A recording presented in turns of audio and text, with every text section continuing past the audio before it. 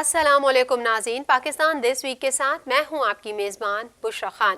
جیسا کہ آپ کو معلوم ہے، پاکستان دس ویک میں ہم لیتے ہیں جائزہ سیاسی، کاروباری اور دیگر سرگرمیوں کا۔ اس ہفتے بھی ہم آپ کے لیے لے کر آئے ہیں تازہ اور منفرد رپورٹس۔ الیکشن کمیشن کی کاغذات نامزدگی جمع کرانے کی تاریخ میں 2 روز کی توسیع۔ کاغذات کی جانچ پڑتال اب 25 سے 30 دسمبر تک ہوگی۔ ریٹرننگ افسر کے فیصلوں کے خلاف اپیل 3 جنوری تک دائر ہوگی۔ مزید جانیں گے اس رپورٹ میں۔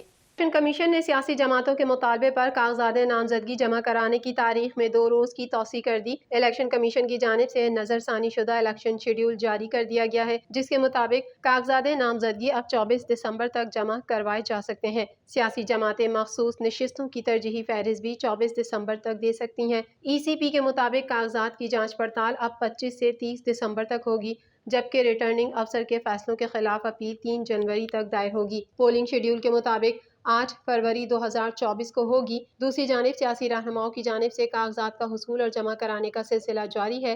چیئرمین پیپلز پارٹی بلاول بھٹو زرداری کا لاہور سے الیکشن لڑنے کا امکان ہے۔ آصف علی زرداری نے NA 207 نواب شاہ سے انتخابی فارم وصول کیا۔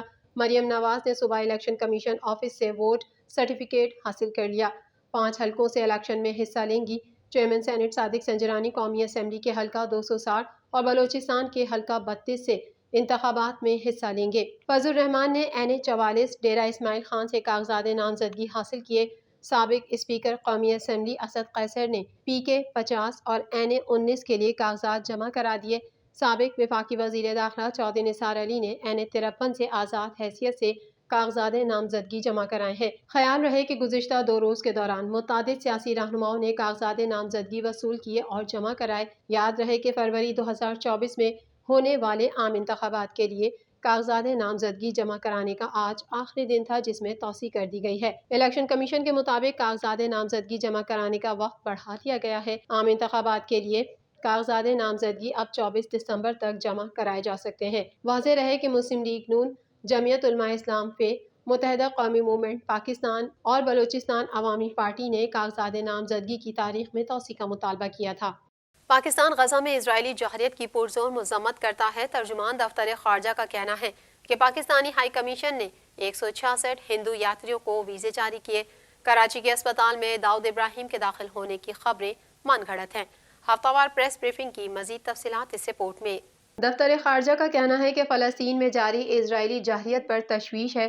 ترجمان دفتر خارجہ ممتاز زہرا بلوچ نے میڈیا بریفنگ میں کہا کہ غزہ میں اسرائیل کی جوہریت پر تشویش ہے اور اس کی پرزور مذمت کرتے ہیں۔ دفتر خارجہ کی ترجمان ممتاز زہرا بلوچ نے کہا کہ داؤد ابراہیم کی کراچی اسپتال میں داخل ہونے کی خبریں جھوٹ کا پلندہ ہیں۔ اسلام آباد میں ہفتہ وار بریفنگ کے دوران دفتر خارجہ کی ترجمان ممتاز زہرا بلوچ نے کہا کہ بھارت ہمیشہ پاکستان پر الزام تراشی اور جھوٹا پروپیگنڈا کرتا رہا ہے۔ ترجمان دفتر خارجہ نے کہا کہ بھارت نے EU ڈس انفو لیب کے ذریعے جھوٹا پروپیگنڈا پھیلایا۔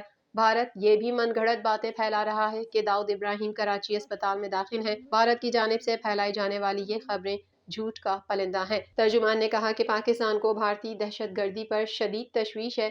بھارت جنوبی ایشیا کے سوا پوری دنیا میں دہشت گردی پھیلا رہا ہے۔ کلبھوشن جاسوسی اور تخریبی کارروائیوں میں ملوث ہونے پر گرفتار ہوا۔ ترجمان کا کہنا تھا کہ پاکستان کشمیری بہن بھائیوں کے حق خود ارادیت کے حصول تک ان کی سفارتی، سیاسی اور اخلاقی حمایت جاری رکھے گا۔ گزشتہ ہفتے نگراں وزیر خارجہ نے بین الاقوامی تنظیموں کے سربراہان کو مقبوضہ جموں کشمیر کی صورتحال سے متعلق خطوط لکھے اور انہیں مقبوضہ کشمیر میں بھارت کے غیر قانونی اور یک طرفہ اقدامات سے آگاہ کیا۔ دفتر خارجہ کی ترجمان نے کہا کہ نئی دہلی میں پاکستان ہائی کمیشن نے 166 ہندو یاتریوں کو ویزے جاری کیے۔ پاکستان ہندو اور سکھ یاتریوں کو خوش آمدید کہتا ہے۔ ترجمان کا مزید کہنا تھا کہ رواں ہفتے نگراں وزیر اعظم انوار الحق کاکڑ نے کویت کا 1 روزہ دورہ کیا اور امیر کویت کے انتقال پر حکومت پاکستان اور عوام کی جانب سے اظہار تعزیت کیا۔ الیکشن اب رکیں گے نہیں، مارچ سے پہلے ہوں گے۔ آرمی چیف کا کہنا ہے کہ لاجسٹکس کے باعث 1-2 روز کی تاخیر ہو سکتی ہے، اس سے زیادہ نہیں۔ Army chief general Asim Munir نے واشنگٹن میں پاکستانی کمیونٹی سے ملاقات کی۔ مزید تفصیلات جانیں گے اس رپورٹ میں۔ Chief of army staff general Asim Munir نے کہا ہے کہ ملک میں عام انتخابات مارچ سے پہلے ہوں گے۔ جنرل عاصم منیر نے واشنگٹن میں پاکستانی سفارت خانے میں پاکستانی نژاد امریکی کمیونٹی کی تقریب میں شرکت کی۔ تقریب میں موجود پاکستانی نژاد امریکی کاروباری شخصیت طاہر جاوید نے امریکی نشریاتی ادارے سے گفتگو میں کہا کہ army chief general Asim Munir کا کہنا ہے کہ لاجسٹکس کی وجہ سے انتخابات کچھ دن آگے پیچھے ہو سکتے ہیں، لیکن الیکشن رکیں گے نہیں۔ ہر صورت مارچ میں سینٹ کے انتخابات سے پہلے ہوں گے۔ آرمی چیف نے پاکستانی نژاد امریکیوں سے معیشت، دہشت گردی، انفارمیشن ٹیکنالوجی اور زراعت سمیت مختلف امور پر تبادلہ خیال کیا اور پاکستانی کمیونٹی کی خدمات کو سراہا۔ سائفر کیس بانی پی ٹی آئی اور شاہ محمود قریشی کی ضمانت منظور۔ وکیل سلمان صفدر نے کہا کہ سابق وزیر اعظم ریاستی نہیں سیاسی دشمن ہیں۔ سابق وزیر اعظم نے خط کے مندرجات کسی سے شیئر نہیں کیے۔ مزید جانیں گے اس رپورٹ میں۔ سپریم کورٹ آف پاکستان نے سائفر کیس میں بانی P T I Imran Khan اور شاہ محمود قریشی کی ضمانت منظور کر لی۔ اس سے قبل سماعت کے دوران قائم مقام چیف جسٹس پاکستان سردار طارق مسعود نے ریمارکس میں کہا ہے کہ وزیر خارجہ نے بانی پی ٹی آئی کو پھنسا دیا۔